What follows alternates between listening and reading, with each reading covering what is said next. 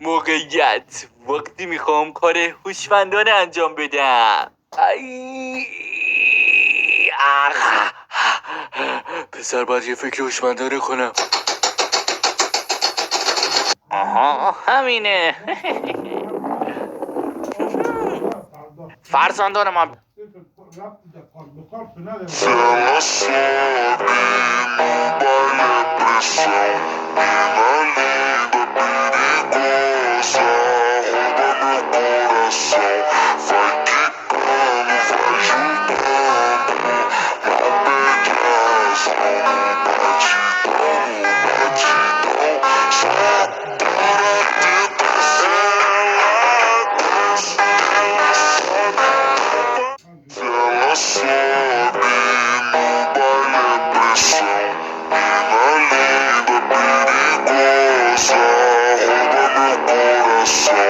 Vai quebrando, vai jogando, não perde as mãos.